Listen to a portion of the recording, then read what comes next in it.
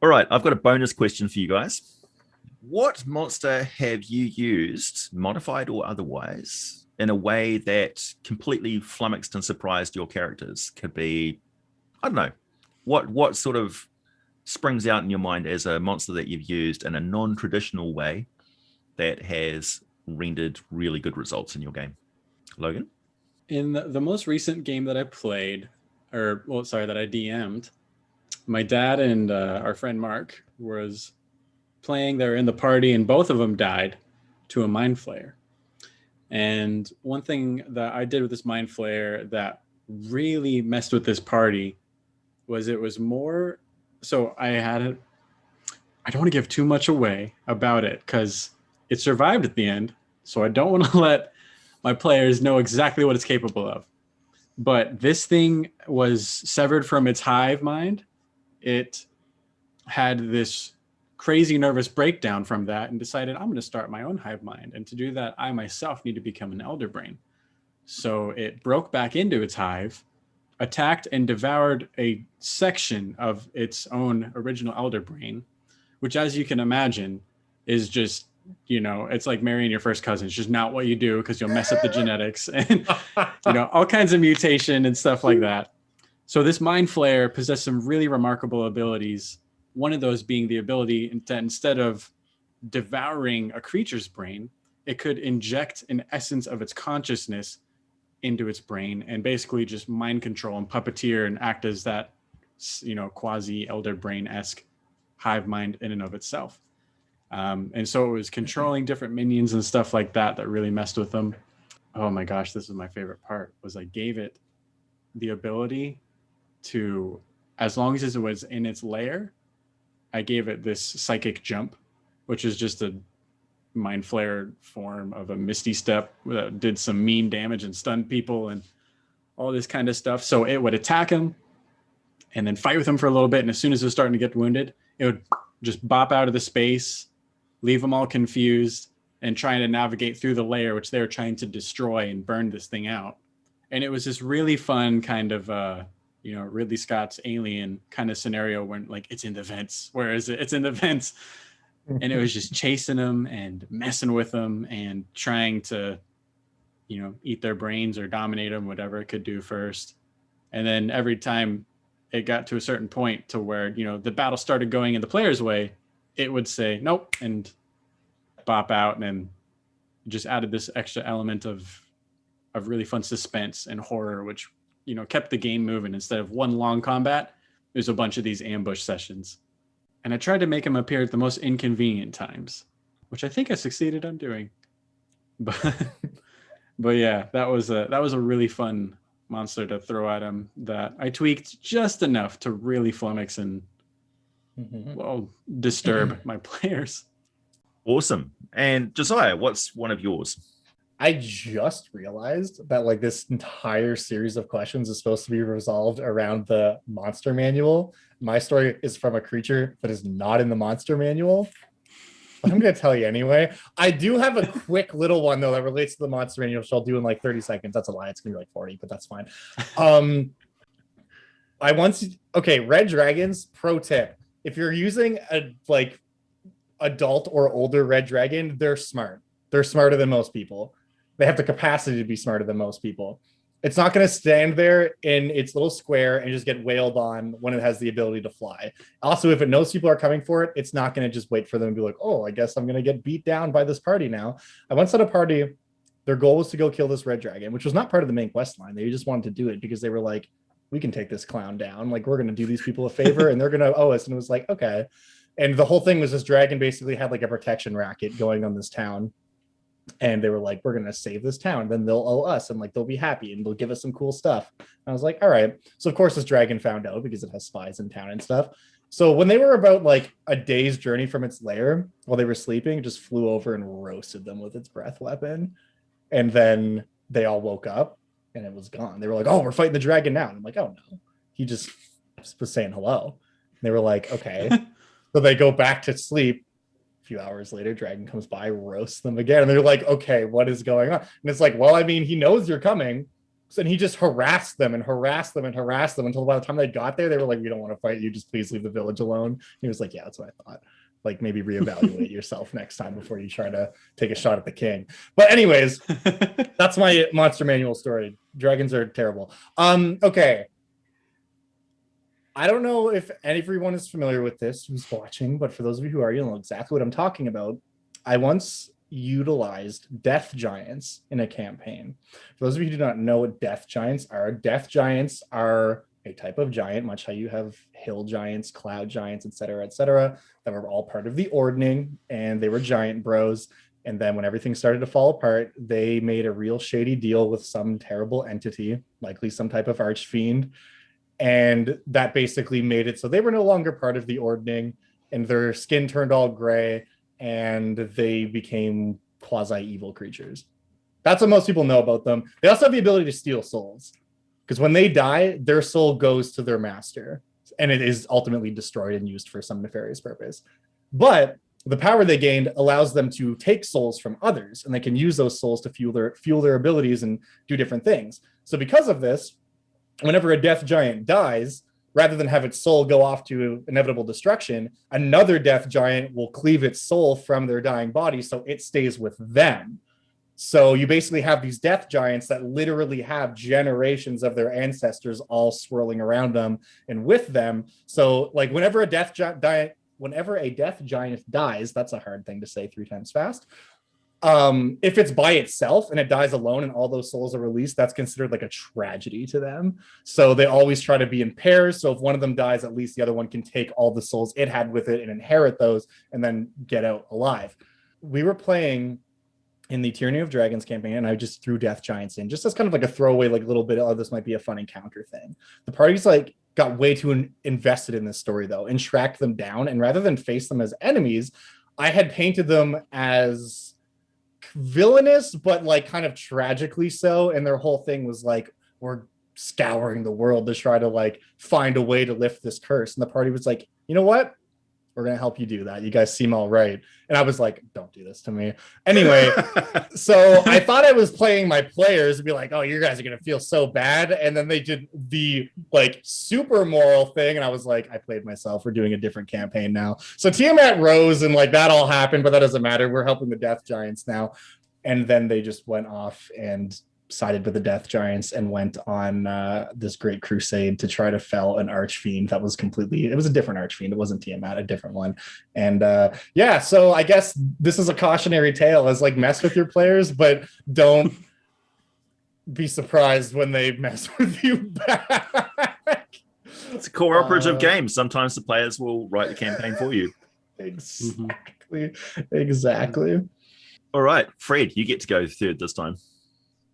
So for those of you who have been around and been playing Dungeons and Dragons a long time, there is a mythological or legendary story about Eric and the gazebo.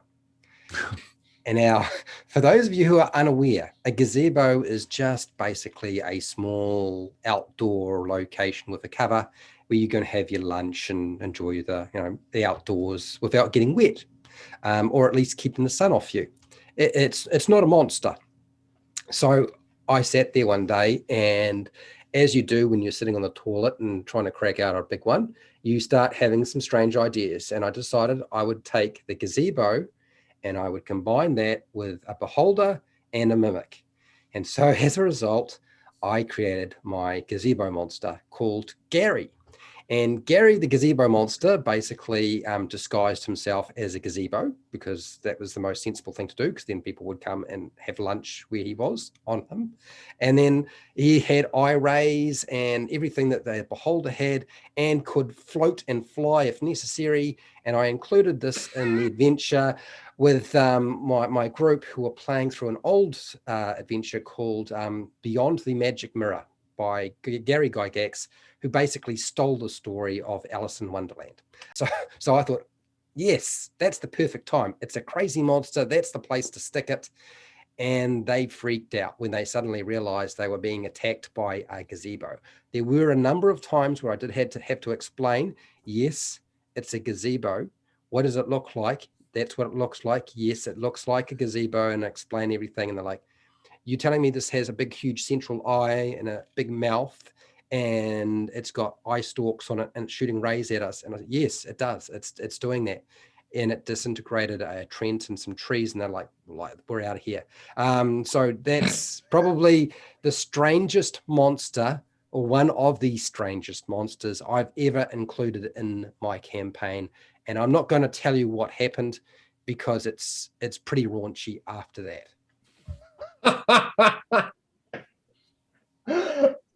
Excellent. Wow. Okay. So one of my favorite D&D stories involving using things in a weird way is actually a trap that sprung up out of nowhere. But when we're talking about monsters, I'm going to go and one up you, Josiah, and go completely off the reservation, off D&D completely. So we're playing Heroes Unlimited, which is a Palladium role-playing game. And there was this throwaway jaguar mutant animal creature called Lynx, who was a bad guy in a group of bad guys who were all sort of cat-themed, speed and cat-themed supervillains who were doing all these high-speed heists and stuff. The player characters managed to take out Lynx and the other minion sort of bad guys really easily. And this particular one, Lynx, was, I don't know, I just became somewhat, I really liked that character that I created, that little NPC. So I brought him back in a future campaign where he had joined up again as another minion. This time he had some cybernetic replacement parts for the bits that were blown off him in the first place, because these were very gun-heavy campaigns where the heroes were stocked up with like rocket launchers and stuff, as most Heroes Unlimited games are. So once again, Lynx, now renamed Cyber Lynx, was the bad guy that they were facing off. He was slightly higher up because he was a bit more bizarre and weird. And they again seriously punished this character. He didn't last one round, I think. He just got pulverized really quickly, and off he goes back to the ICU again. Beep beep until the next. And so I'm like, okay. So this time he's lost a significant amount of internal organs and stuff, and he's now got mad scientist investors who have paid heavy money into to putting all this. He's basically more a machine than anything now. So now he's renamed Death Lynx, and he comes back as the bad guy who's trained for a year to get back at these guys. So the final scene of Death Lynx was he shows up. They managed for some reason to get away from him, and then he jumps into an elevator to go down this complex to fight them in the sort of basement fuel area, like generator area. It was supposed to explode and bring down the building and everything, but one of the player characters phased through a wall and dropped an incendiary hand grenade into the elevator with Death Lynx, and Death Lynx turned into a melted fireball real quickly, because that grenade does an insane amount of damage, and it's like the fireball of Palladium. Like, it's got a non-lethal throwing range is beyond the human capacity to throw, so you actually have to use a grenade launcher, otherwise you get caught in the blast yourself. So that was the end of Death Lynx. It was a good run. I can just see like the Facebook profile picture filters where it's like pray for Death Lynx. Yeah. Death Lynx will return as an ooze. I don't know. Spirit Death ooze. Yeah. Spirit Lynx. So go to his GoFundMe. Yeah. Bring him back as a revenant. My suggestion to you is, like, when I discovered that you could go from, somebody posted the question eventually of what happens if we cast Resurrect on this Lich? It's like, technically you could bring him back to life. And that's actually what happens in the lore. Like Samasta, for instance, the guy who ended the Draco Rage mythal, he spent time as a Lich and spent time as a mortal and went back to being Lich again. I think Elminster even Lichified. I may be wrong there, but I think he actually did at some point. So it's possible. Yeah, it's possible for high-level wizards to turn themselves into undead for shorter periods of time and back again. So I'm like, well, it's all sorts of possibilities. What happens if they've got specific contingencies for being killed while living that turns them into an undead temporarily, and then they resurrect themselves back to living again? But for a little while there, they're evil undead. who have got a overactive imagination for revenge and a lot of power to back it up. It's like, interesting. What happens if a good wizard shows up to help out the party, gets killed in the process? It's like, oh, well, the players are the heroes after all. NPCs should be, shuffled off to the mortal coil if they start interfering in the game, because you can't take away the agency from the players. But the side effect of that for the players who are like, ha ha ha, we got away with it, let's go, is you've now got this evil undead wizard who's like blaming them for its death. Who's coming after them? It's like, hey, aren't you the good guy?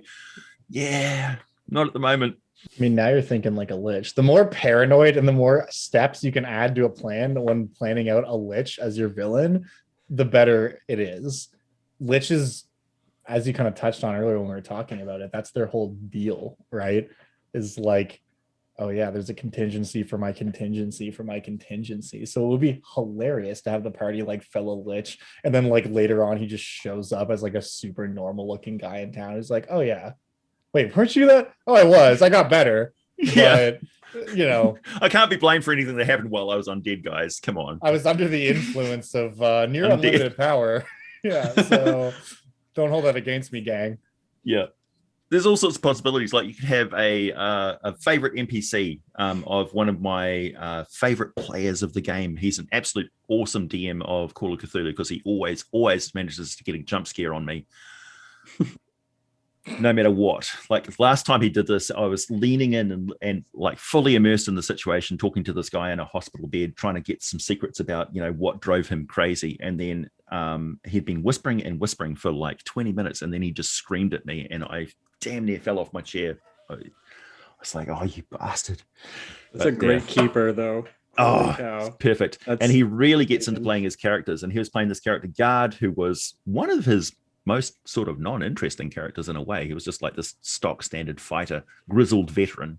And he had this NPC hireling, essentially, who he was protecting and training up as a fighter, named Boyd.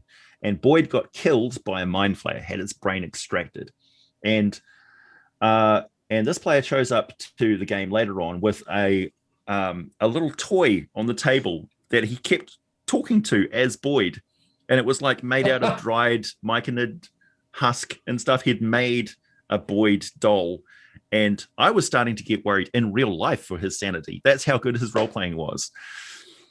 That's incredible. But the thought occurred to me of like, what if this myconid spored and became a version of Boyd that thought it was real,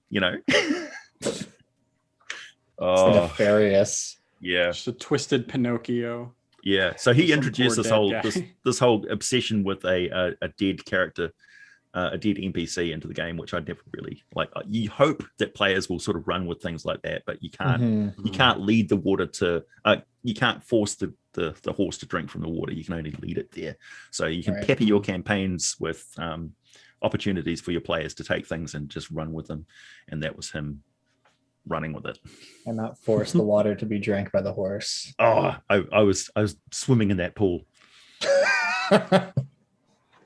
Or you just get a water elemental that forces its way into the horse. And water weirds. If you haven't tried out water weirds, try water weirds. Yeah, water weirds. All right, everybody. Man. That's my last question. Thank you very much.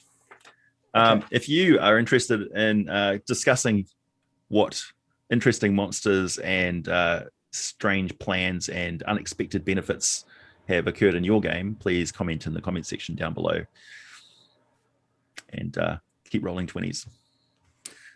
You said the thing.